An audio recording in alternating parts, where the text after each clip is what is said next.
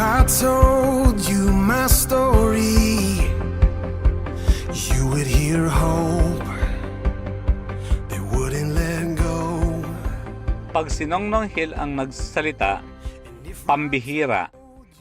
Pambihira ang salitang tumanim sa akin simula nung nakilala ko si Nongnong Hill, dahil pambihira ang kanyang dedikasyon sa paglilingkod sa Panginoon at pambihira ang kanyang sakripisyo para sa kanyang pamilya. Salamat Nongnong Hill, mabuhay and God bless you. You bring times of refreshing. You bring times of refreshing. You bring times of refreshing to my soul. At yan po ang kantang nagpapaalala po sa inyo, Lola Hill. And we're so blessed enough to have you as our ninong. And we're so glad to hear na pauwi na po kayo ng Pilipinas. At sabi nga sa Isaiah 60:22 na when the time is right, the Lord will make it happen. At ito na po yung time na makakasama niyo po ulit ang inyong family.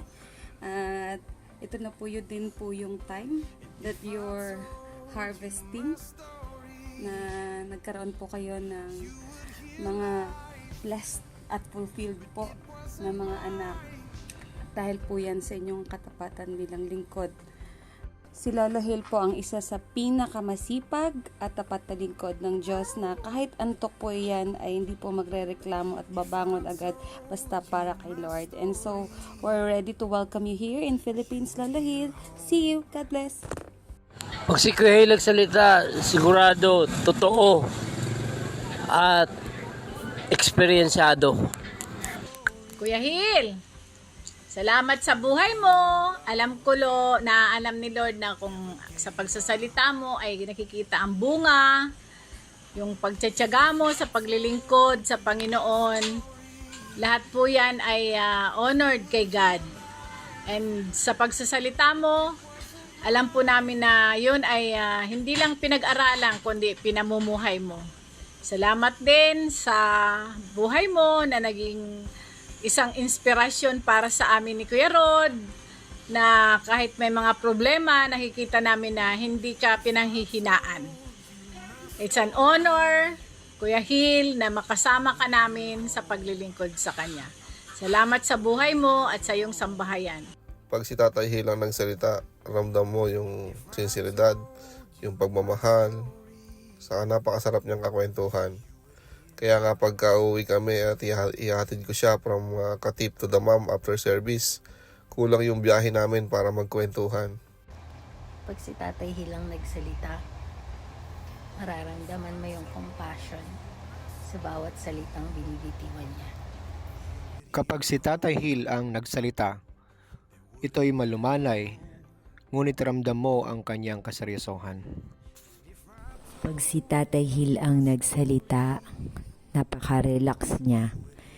Hindi mo siya makikitaan ng pagod na siya, especially when it comes sa gawain. Ang lagi mo lang maririnig sa kanya, sige lang, tuloy lang.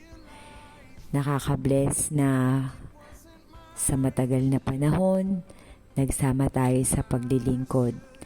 Although mamimiss ka namin, but still, in our heart, ikaw yung Tatay Hill na kahit na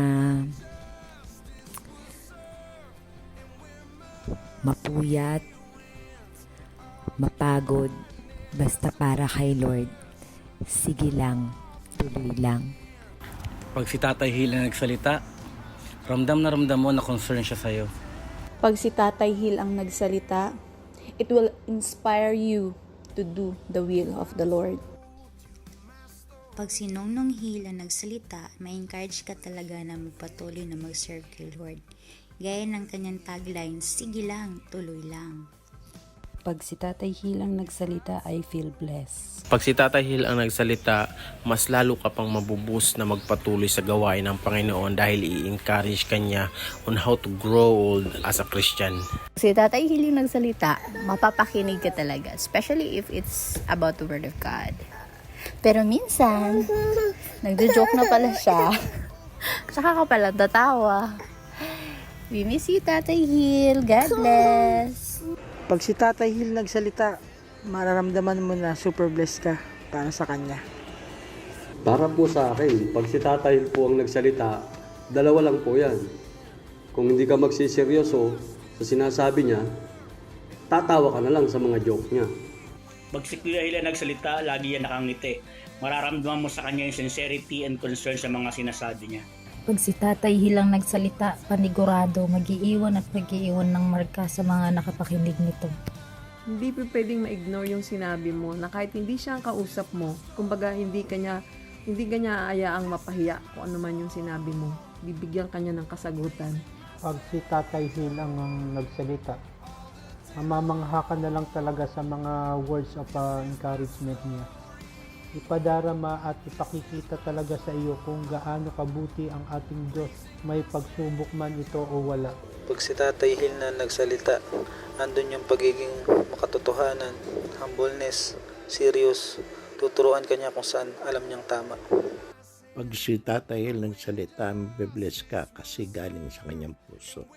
Pag si Tatay Hill ang nagsalita, nagsasalita ka pala, Tatay Hill? Of course, he is a man of few words. And surely, a beloved son of the Lord. God bless you, Tatay Hill. Pag si Tatay Hill ang nagsalita, hindi po pwedeng hindi tatago sa puso mo.